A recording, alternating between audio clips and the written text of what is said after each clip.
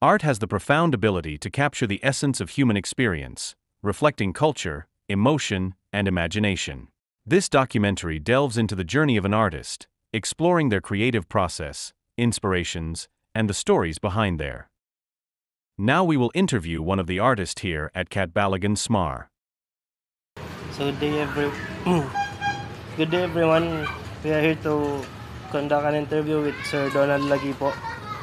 Sir, please say hi. Mr. Donald P. Laguipo, a distinguished 59-year-old artist and painter. With a passion for the visual arts that spans decades, Mr. Laguipo has established himself as a respected figure in the artistic community.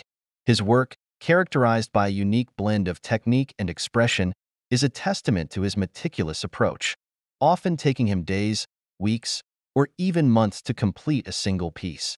This commitment to perfection and detail has resulted in an impressive portfolio that continues to inspire and captivate audiences. Mr. Laguipo's dedication to his craft is reflected not only in his artwork, but also in his ongoing contributions to the world of contemporary art. So, sir, first of all, we'd like to thank you for allowing us to have this interview for our project in Arts Appreciation. So, my first question is, what does your artwork aim to say or show to your audience? With artwork, nakon, Yes, sir. di rin ako interesado gud. Kumbaga di rin gud ako concern with mga tao. Kahit kumbaga mag-interest akong painting. It priority ko kung ano gud ita akong ginuuna-una. Amo gud light ita akong baga pipaint. Labot lang may commission na magpapahimo ito. Pero kung haakon nga bahin, baga may sumunod nga dito ako na nga painting, kinahanglan ko dito himuon. To convert mo into ano? Oo, kaya materialize mo. Muha mo ko dito kuan. So, di mo good focusan para nun Di rin mabukasin ko na kung ano tayo mo sisignon ito.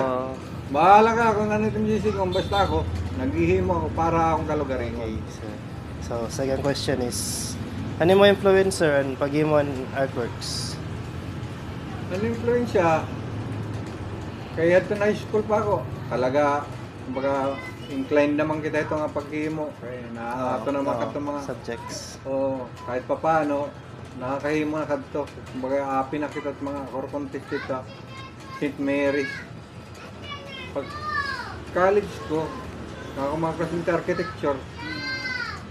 Amo dati yung mga style. Mapahimo akong charcoal. Tapos, pero mga uyap. Advance ang regalo, pero mga uyap. Amo ito. So, ano yung inspiration, sir, kung kaya padayong kalagyan pag imon arts? Kumbaga, kaya ako nagpadayon, may nga panahon nga wala talaga from 1987 to 2017 talaga wala akong mag-paint. Wala talaga kita mag-paint.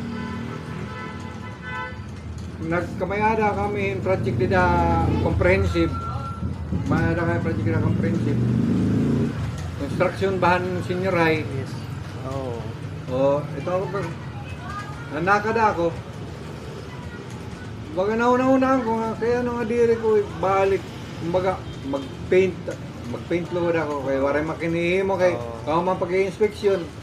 Okay na. Malusad ka man. Tapos baga panginginano. So kaya nung adiri ko nagsabay, ang painting, anak manginano. Amo ito. Tapos, di uyag-uyag. Himo-himo ba?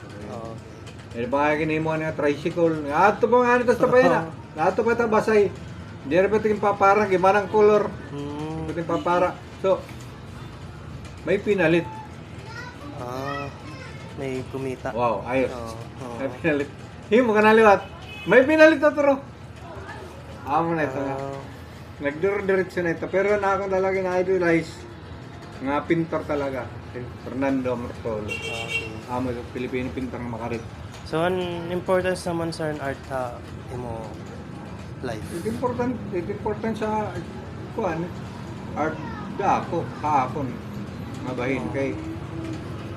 Waray ka kinihimo, waray ka nauna-unaan nga kuan.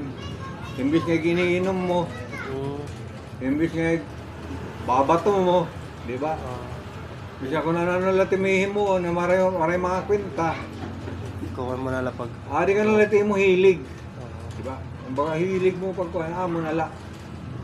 Di na ka nala. So, ang tawag ito na imbis nga may angat tukat karatan, nangangat yung kalogon at baga kaupayan kay amo, focus na diretso may ito, kumbaga may pumalit nga ni, okay la, oray nga yung pumalit, okay la, liwat. Kumbaga, an artist a way to be better ba? Oo. But may rayo ka. O tapos may da ka pa ba nalalanat nga ngaran, nga baga inuuna-una, nga bakit pagkaputit panahon, di ba? Sir, another question is, how do you want to be remembered as an artist?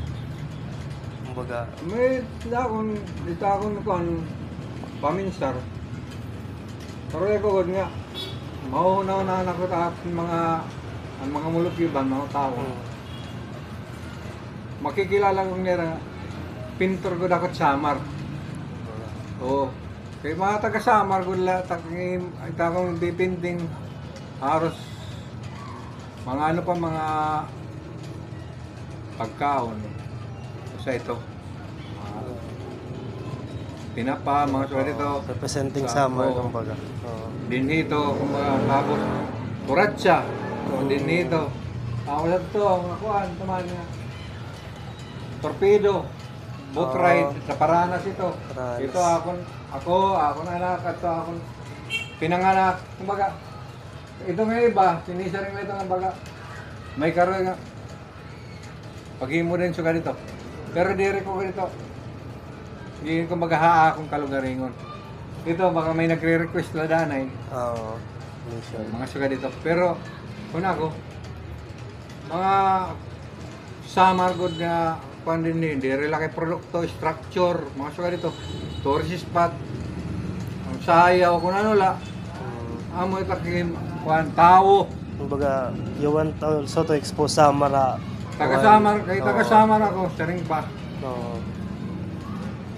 Kailangan, kakahimoon, pag-promote doon sa Samar.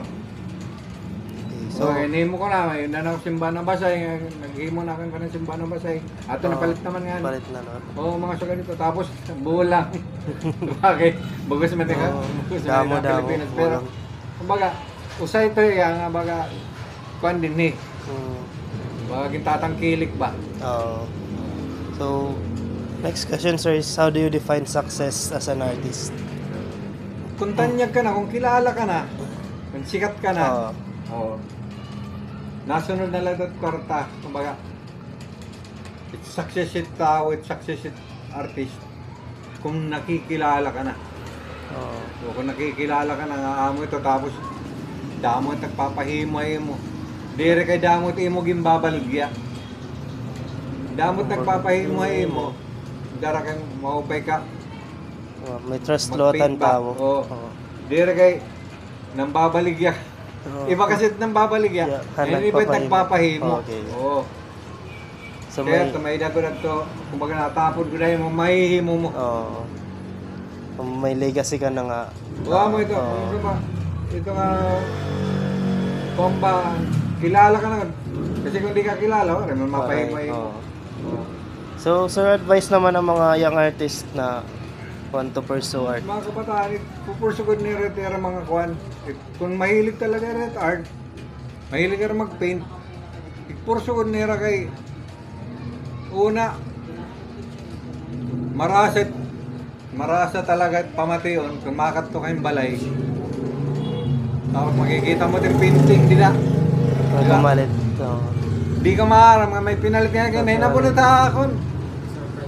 Ang experience ko ba, nainabunat akon nga. Ginabunat ako ng kasawa. Balay. Pagkita ko na ito nga ang pitik na loso na. Kumbaga, ang pinalit di magmaharam kung nino. So bagay ang pumalit. Kasi balik ka tayo. Diri. Kumbaga, may naman kayo sinisir din nga exhibit la, di ba? May mga exhibit, Napalit ito.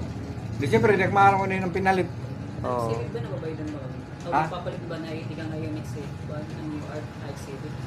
An exhibit ang napalit.